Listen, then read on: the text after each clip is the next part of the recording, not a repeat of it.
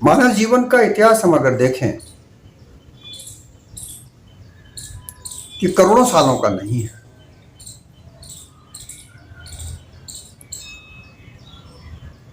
ये कुछ हजारों साल का है।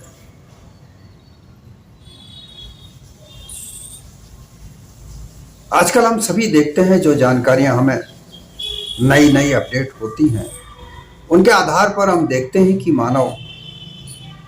आदि मानव जो हमारा था वो जंगलों में कैसे रहता था, कैसे प्रारूप था।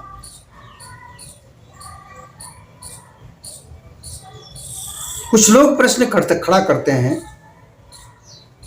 कि अगर मानव बंदर से बन के आया है तो फिर आज भी बंदर हैं, वो मानव क्यों नहीं बनते। ये प्रश्नकर्ता ये नहीं जानना चाहते कि वास्तविक मानव जीवन का इतिहास है क्या।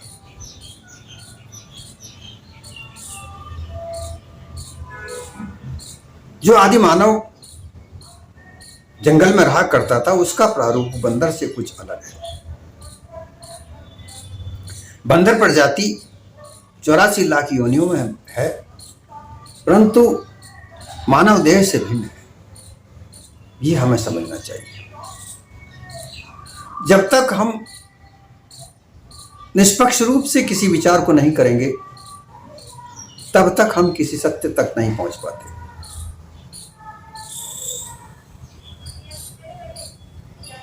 चाहे वो धर्म हो, चाहे राजनीति हो, चाहे समाज नीति हो, चाहे अर्थनीति हो। मानव जीवन में ये चारों चीजें, ये चारों नीतियां बहुत महत्व रखती हैं, परंतु इन पर विचार करना, निष्पक्ष रूप से इनका विचार किया जाए तभी हम सत्य यथार्थ तक पहुंच पाते हैं, अन्यथा नहीं।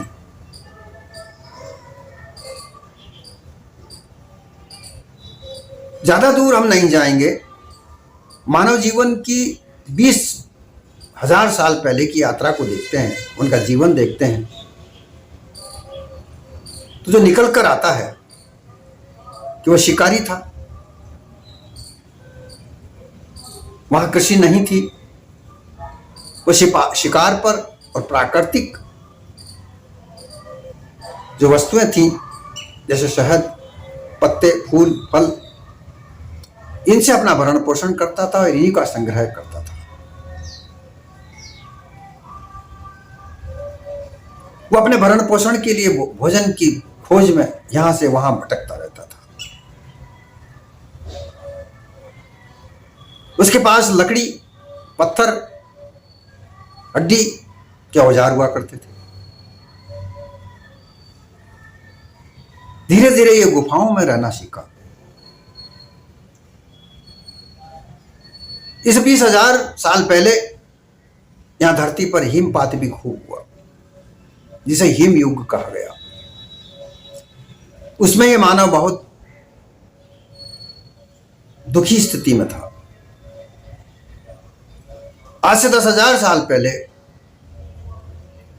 हिम युग की समाप्ति हुई। वहां से मानव निकल रहा था, वातावरण बदल रहा था, स्थायी रूप में रहने लगा था, समूहों में रहता था। 10-15 आदि मानवों का समूह उस समय देखा जाता है।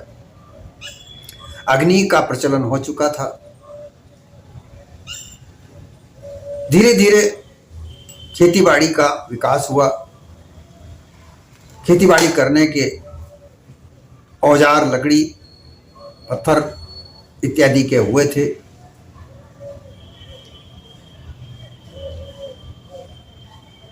यह मानव जीवन की जो यात्रा है, इस जीवन में कहीं भी किसी प्रकार का कोई ईश्वर या ब्रह्म या परमात्मा का विचार नहीं दिखता। प्रकृति को देखकर यह मानव सीखा। प्रकृति की आपदाओं से बचने के तरीके सीखे। हिंसक पशुओं, जानवरों से बचना सीखा। और धीरे धीरे आते आते आज से 4000 वर्ष पहले, अर्थात 6000 साल पहले सभ्यताओं के जन्म हुए। सर्वाधिक सर्वश्रेष्ठ सभ्यता सिंधु घाटी की सभ्यता हमको देखने में मिलती है। ये सभी को ज्ञात है कि वहां की व्यवस्थाएं कितनी सुचारू, सुदृढ़ और सुंदर हुआ करती थी। वहां हमें कुछ मानव धर्म के, मानव को चलने के, मानव सभ्यताओं को चलने के कुछ दिशा निर्देश भी मिलती हैं, जिन्हें धम्म कहा जाता है। ये सब प्रकृति से सीखे हैं।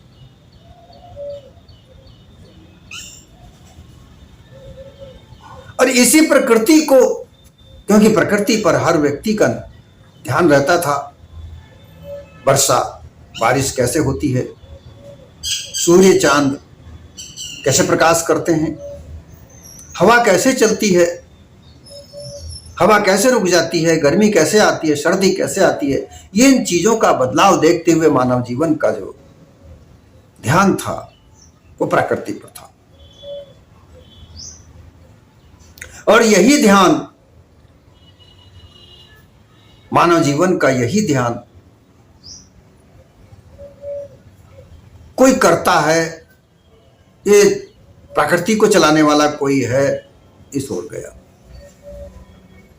और यहीं से विभिन्न प्रकार की कल्पनाएं जागृत हुई। ईश्वर यहीं से जन्म, कि कोई आसमान में बैठा हुआ है, वो ये प्रकृति को चला रहा है। उस समय ज्ञान विज्ञान की जानकारी नहीं हुआ करती थी, इसलिए उन्होंने जो मन में आया वही विचार किया और उसी को स्थायी रूप दे दिया। जितने भी धर्म हैं, उन सर्व धर्मों की यही कहानी है। हम उनको जब देखते हैं, जब उनका उद्गम देखते हैं, तो कहीं ना कहीं यही विचार उन कर्ताओं के नजर में आता है। सभी धर्मों के निर्माण करता स्थान, स्थायी रूप से स्थापना करने वालों के मन में यही विचार उठे और उन्होंने कल्पना करके कोई ईश्वर है ऐसा मान करके और सभी को निर्देश देना शुरू किया।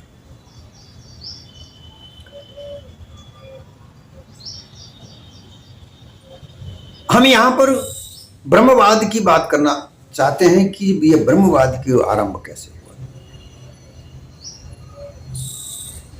इसकी पहले हम और भी देखते हैं, शास्त्रों को पढ़ते हैं तो वेदों का मिलता है।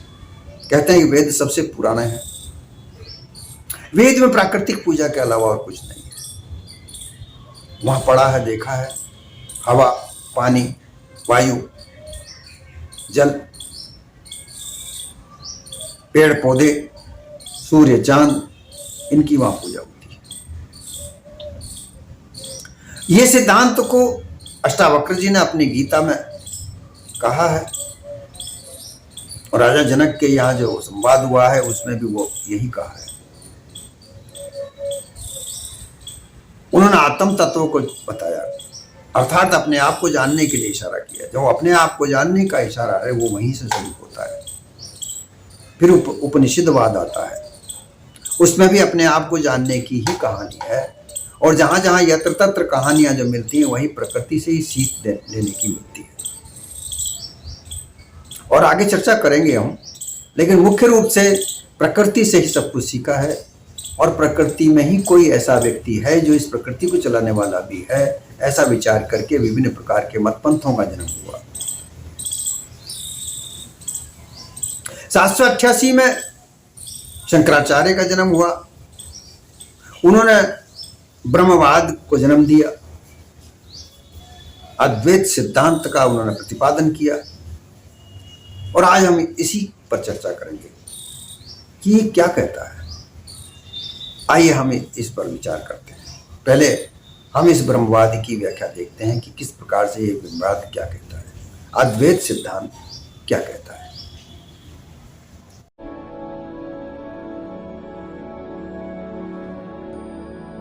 दोस्तों, अद्वैत दर्शन का विकास 8वीं शताब्दी में जगत गुरु आदि शंकराचार्य जी ने किया था और इसका प्रचार प्रसार का भी लगभग पूरा श्रेय उन्हीं को जाता है। और अगर आपको अद्वैत दर्शन को अच्छे से समझना है तो आप इस वाक्य को, इस श्लोक का, ये आधा श्लोक है कि ब्रह्म सत्यम जगन मिथ्या जीवो ब्रह्मैव न परः। अगर इसको समझ लिए आप, इस आधे श्लोक में पूरा निचोड़ है अद्वैत दर्शन का।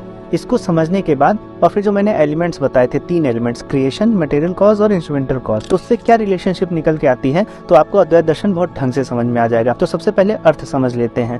पहले बोला गया है कि ब्रह्म सत्यम, मतलब ब्रह्म सत्य है, मतलब एग्जिस्ट करता है। और उसके बाद बोला गया है जगन मिथ्या, ये जो जगत है, जो क्रिएशन है, ये मिथ्या है। तो यहाँ पर बहुत से लोग समझ लेते हैं कि जगत जो है वो एग्जिस्ट नहीं कर रहा है, नॉन एग्जिस्टेंट है। लेकिन इसका मतलब ये नहीं है। मिथ्या का मतलब यहाँ पर नॉन एग्जिस्टेंट से नहीं है। मिथ्या का मतलब ये है कि जगत जो है जैसा है वैसा दिख नहीं रहा है। अगर सत्य है तो असत जैसा दिख रहा है, और अगर असत है तो उसका असत रूप हमको सत्य की तरह दिख रहा है। तो जगत सता सत्य है और इसी वजह से इसको मिथ्या कहा गया है। और इसके आगे फिर क्या बोला जा रहा है, जीवो ब्रह्मैव न परः, मतलब जीव ही ब्रह्म है, अन्य कोई नहीं है। तो जीव क्या है? जीव हमने देखा था कि आत्मन है, हमारा मटेरियल कॉज है, उपादान कारण है। उसको ब्रह्म से तुलना की गई और बोला गया एग्जैक्टली वही है, जीव ही ब्रह्म है, अन्य कुछ भी नहीं है। तो यहाँ पर हम 3 चीजें हमें इससे मिल गई हैं। अब हम रिलेशनशिप को देख लेते हैं और समझ लेते हैं कि अद्वैत दर्शन क्या है। तो दोस्तों, इस श्लोक से 3 चीजें आ गई, ब्रह्म, जगत और जीव।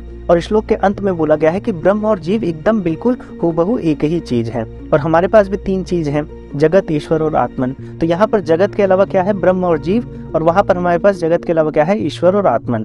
तो बस यही बोला जा रहा है कि यहाँ ब्रह्म और जीव एकदम है, वो सेम चीज है, ईश्वर और आत्मन भी एक ही चीज है। तो ब्रह्म और जीव को जब एक बोला जा रहा है तो इसका मतलब ये बोला जा रहा है कि इंस्ट्रूमेंटल कॉज और मटेरियल कॉज सेम है। मतलब जो ईश्वर सोच रहा है, इच्छा कर रहा है जगत को बनाने का, वो खुद भी जगत बन रहा है। मतलब आप समझ रहे हैं, मिट्टी भी वही है, कुम्हार भी वही है। तो यहाँ पर क्या होगा कि ब्रह्म और जीव को एक कर दिया गया है, मतलब ईश्वर और आत्मन को एक कर दिया गया है। तो अब एक चीज बन गया। हमारे पास 3 चीज थी, उनमें से 2 चीज जो हो गई वो मिलाकर एक कर दी गई। ईश्वर और आत्मन को मिलाकर ब्रह्म कर दिया गया। दूसरी चीज अभी जगत बची हुई है। तो अब हमारे पास 2 चीज बची। क्या बचा? ब्रह्म बचा और जगत बचा। इसमें भी जगत को मिथ्या बोला जा रहा है। तो अब प्रश्न करते हैं कि जो ईश्वर स्वयं बनाने वाला इच्छा कर रहा है और स्वयं का रूप जगत में धारण कर रहा है, तो मिथ्या कैसे बन जा रहा है? मतलब इतना सत्य शुद्ध ज्ञान रूपी ब्रह्म है और जब वो जगत बना रहा है तो मिथ्या बना रहा है। तो ऐसे कैसे हो सकता है? तो यहाँ पर आदि शंकराचार्य जी कहते हैं कि ब्रह्म कुछ भी नहीं बनाता है। ब्रह्म ना तो करता है ना तो भोगता है। ब्रह्म का स्वरूप एकदम जो है वो सच्चिदानंद है, वो कुछ भी नहीं करता है। लेकिन अगर आप जगत को ध्यान से देखेंगे तो आपको दिखेगा कि एक माया का आवरण है ब्रह्म में, और अविद्या के कारण हमें ब्रह्म जगत जैसा दिख रहा है। मतलब ये अविद्या के कारण हो रहा है। आप क्लोज जाके देखेंगे तो आपको ब्रह्म ही दिखेगा, क्योंकि दूर से अविद्या के कारण वो माया क्या करती है, वो विक्षेप कर देती है और हमें जगत दिखने लगता है। तो कुल मिला के जो अंतिम सच है वो ब्रह्म ही है, उसके अलावा कुछ नहीं है। तो अब 2 से भी एक ही चीज बची। जगत तो हमें इसलिए दिख रहा था क्योंकि हमारे अंदर अविद्या थी, इग्नोरेंस था, इसलिए हमें ब्रह्म जगत दिख रहा है। लेकिन ब्रह्म ही अंतिम सत्य है, ब्रह्म ही इंस्ट्रूमेंटल कॉज है, ब्रह्म ही मटेरियल कॉज है और ब्रह्म ही क्रिएशन है। तो ब्रह्म खुद क्रिएशन भी है और क्रिएटर भी है। और जो क्रिएशन बन रही है वो मिथ्या इसलिए लग रही है क्योंकि माया है वहां पे, और उन्होंने मायावाद भी दिया। तो कुल मिला के अद्वैत दर्शन था जो आपको समझ में आ गया होगा। हमने इस वीडियो में देखा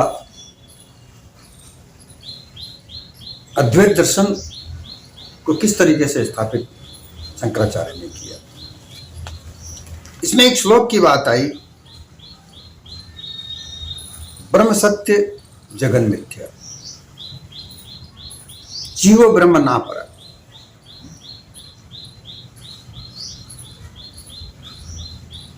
अर्थात ब्रह्म सत्य है और जगत मिथ्या है,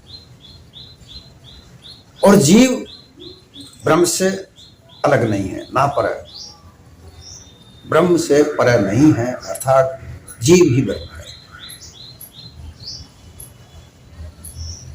इन्हीं को चीज को देख करके अद्वैत सिद्धांत शंकराचार्य ने कहा। यहां पर 3 चीज सामने आई है। जब अद्वैत सिद्धांत प्रतिपादित किया था उस समय उपनिषदों के द्वारा जो विचार सामने आए उसमें एक आत्म तत्व का विचार आया, और एक ईश्वर और एक जगत। ये 3 चीजों का यहां पर वार्ता आई है। अर्थात ये चीज ब्रह्म सिद्धांत के पहले से थी, ईश्वरवाद था, जीव भी था जो आत्मा के रूप में जाना जा रहा था,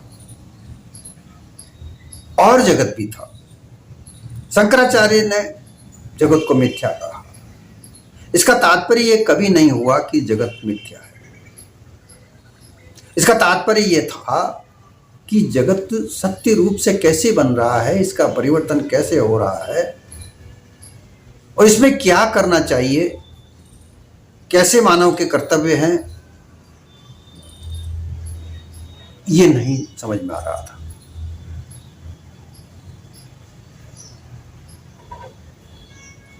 शंकराचार्य ने ईश्वर को भी ब्रह्म बता दिया कि वह भी ब्रह्म है। अर्थात जब मानव जीवन का ध्यान प्रकृति पर जा रहा था, वो यही कहता था कि कोई ईश्वर आसमान में बैठा हुआ है, वही सारे ये खेल खेलता है। और उसी विचारधारा में ये चीज सामने आई थी कि ईश्वर के बगैर पत्ता नहीं हिलता। लेकिन शंकराचार्य ने कहा कि ईश्वर अगर जगत बना रहा है तो वो झूठा क्यों बना रहा है? क्या ईश्वर सत्य काम नहीं कर रहा है? और उस ईश्वर को भी ब्रह्म कह करके शंकराचार्य ने पुकारा। ब्रह्म सर्वव्यापक है, ईश्वर माया के साथ व्यापक है। फिर प्रश्न उठा कि क्या ईश्वर या ब्रह्म असत्य जगत बना रहा है? अगर वह सत्य है, जगत मिथ्या बताया जा रहा है कि ब्रह्म सत्य और जगत मिथ्या, तो क्या ब्रह्म इस जगत की रचना कर रहा है? क्योंकि क्रिएशन अर्थात रचना उपादान कारण और निमित्त कारण।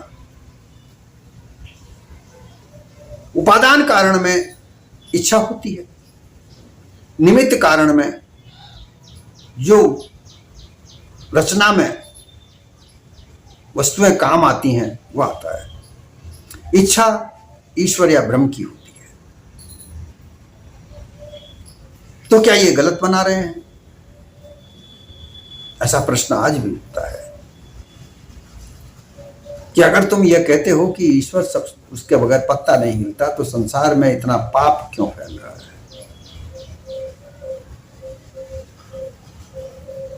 मानव जीवन में सत्यता क्यों नहीं प्रकट हो रही है? जहां देखे जहां धोखाधड़ी, छोटी छोटी बच्चियों के साथ बलात्कार, स्त्रियों का घर से बाहर निकलना दूभर, व्यवस्थाएं कितनी लचर हो गई हैं। अगर ये जगत ऐसा कर, ईश्वर या ब्रह्म कोई ऐसा कर रहा है, तो क्या ऐसा क्यों कर रहा है? इसके लिए शंकराचार्य ने यह कहा कि वहां माया का पर्दा है, वहां माया विक्षेप फैलाती है, इसलिए जो जगत है जैसा है वैसा नजर नहीं आ रहा है।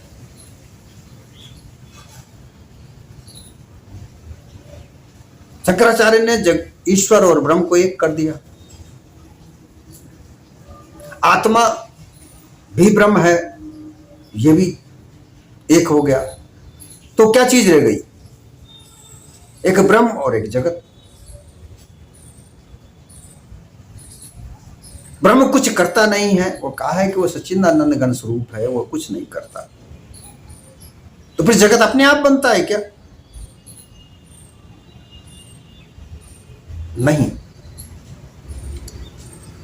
जगत प्राकृतिक रूप से स्वतः अपने आप बनता है, क्योंकि पांच तत्वों का अपने आप में सम्मिश्रण होकर के उसका परिवर्तन होता है। तो दो ही चीज, जड़ और चेतन, दो चीज ही सत्य है। इसको समझना बहुत जरूरी है कि जहां ब्रह्म कहा गया है,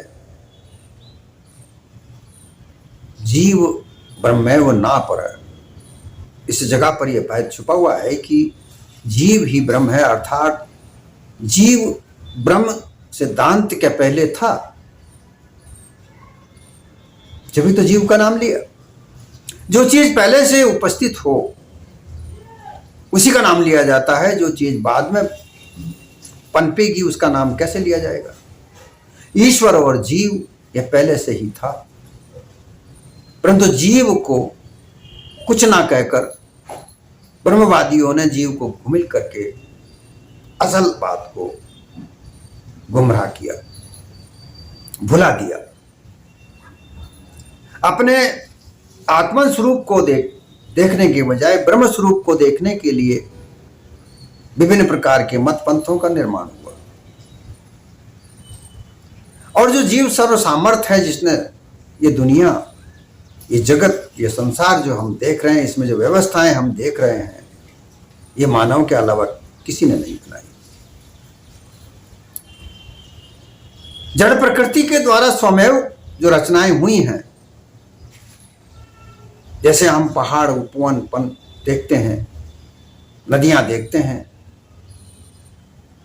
ये धरती देखते हैं, इस धरती में विभिन्न प्रकार के सोना, चांदी, हीरे, मोती, जवाहरात देखते हैं। इन्हें सभी का प्रयोग करके मानव क्या क्या चीजें बनाता है, क्या क्या आविष्कार करता है, ये भी हम देखते हैं।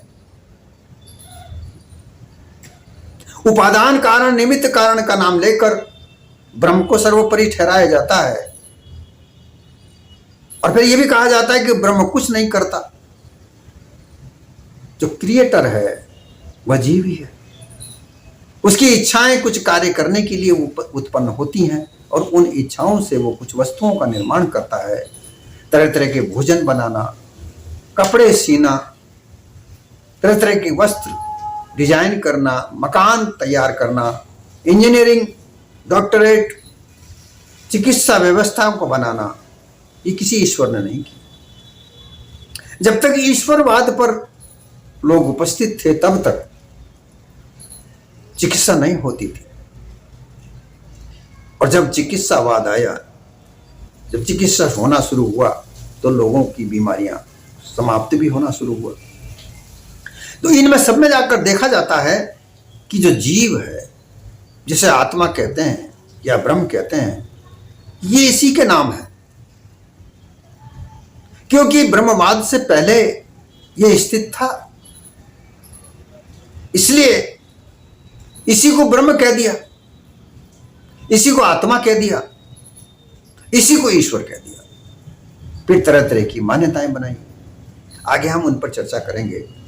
लेकिन ये जो सिद्धांत ये कहता है, अद्वैत सिद्धांत जो शंकराचार्य ने स्थापित किया, वो ये कहता है कि ब्रह्म ही सब कुछ है, वही क्रिएटर है, वही निमित्त कारण है, वही उपादान कारण है। तो ये बात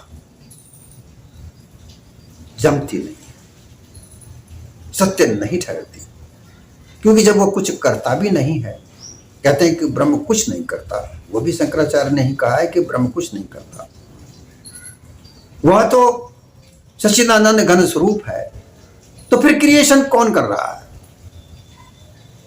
स्वतः अपने आप से क्रिएशन तो प्रकृति हो रही है, और इसी प्रकृति की तरफ देखकर ऐसा कहा गया होगा कि जो प्रकृति की रचनाएं हो रही हैं, तरह तरह की, जो बरसात आना, सर्दी गर्मी होना, तरह तरह के फूल खिलना, नदी नालों में पानी आना, सूख जाना, ये जो सब क्रिएशन हो रहा है, ये सब उत्पन्न हो रहा है, ये सब बन रहा है, ये सब वो ब्रह्म कर रहा है, जीव के लिए नहीं कहा। यहां ये विचार करने योग्य वस्तु है कि जो प्राकृतिक रूप से हो रहा है, बरसात का, प्राकृतिक आपदाओं का कोई आंकलन नहीं किया जा सकता। आंकलन किया जा रहा है, लेकिन वो आंकलन मिथ्या भी साबित हो रहा है। ये हम आज देख रहे हैं, विश्व भर की आपदाएं जिस वक्त आती हैं, तो मानव का जो आंकलन है वो मिथ्या साबित होता है। प्राकृतिक अपना कार्य कर रही है, लेकिन जो जगत का निर्माण हो रहा है, जगत में व्यवस्थाएं बन रही हैं, जिन्हें कानूनी व्यवस्थाएं, सामाजिक व्यवस्थाएं, धार्मिक व्यवस्थाएं, आर्थिक व्यवस्थाएं, धन कमाने की व्यवस्थाएं, ये जितनी भी व्यवस्थाएं जो बन रही हैं, ये मानव कर रहा है, अर्थात ये जीव कर रहा है। जीव के अलावा कोई दूसरा है नहीं। प्रकृति में वो कह सकते हैं कि प्रकृति का निरूपण और प्रकृति नाश भी होती है, प्रकृति क्रिएशन भी होती है, नवनिर्माण भी होता है और उसका नाश भी होता है, सृजन भी होता है। वो प्रकृति अपने आप से करती है जिस तरह, उसी तरह मानव भी अपनी इच्छाओं के आधार पर किसी वस्तु का निर्माण करता है, आविष्कार करता है, तो वह स्वयं करता है और कोई नहीं करता। इसीलिए सदगुरु कबीर का जो सिद्धांत है वो यही कहता है, जीव ऐसे सब होत है, जीव सबन की आद, जीव बिना मुर्दा से कुछ होत ना, जीव पुरुष अनाद। ये जीव की इच्छा से ही संसार की जो रचना हो रही है, सामाजिक स्तर पर, धार्मिक स्तर पर, आर्थिक स्तर पर, जिसमें नए नए रोजगार, तरह तरह की आविष्कार जो हो रहे हैं, मानव जीवन का जो अलग अलग अलग तरीके से जो स्तर बन रहा है, जीने का तौर तरीका बन रहा है, खाने पीने का तौर तरीका बन रहा है, ये सब मानव जीवन अपने आप से कर रहा है। कोई और इसका करता नहीं है। ये बात यहाँ पर सिद्ध होती है। सदगुरु कबीर का सिद्धांत कदापि असत्य नहीं है। इसे समझने की आवश्यकता होती है। निष्पक्ष रूप से अगर विचार करें तो ब्रह्म की बात, ईश्वर की बात प्रकृति को लेकर की गई है, क्योंकि प्रकृति अपने आप से जो क्रिएशन होता है, प्रकृति अपने आप से जो आपदाएं फैलाती है या निर्माण करती है, वो प्रकृति अपने आप से है। उसको अगर कहा जाए कि वो प्रकृति ब्रह्म है, उसी को देखकर ये ब्रह्मवाद, ईश्वरवाद, मायावाद ये फैलाया गया। बाकी मानव जीवन में जो बदलाव आ रहे हैं, मानव जीवन का स्तर जो साफ साफ हो रहा है, यह मानव जीवन का अपना कार्य है। यही निमित्त कारण है, यही उपादान कारण है और यही इसका अन्वेषण करना, आविष्कार करना यही करता है, इसके अलावा और कोई नहीं करता।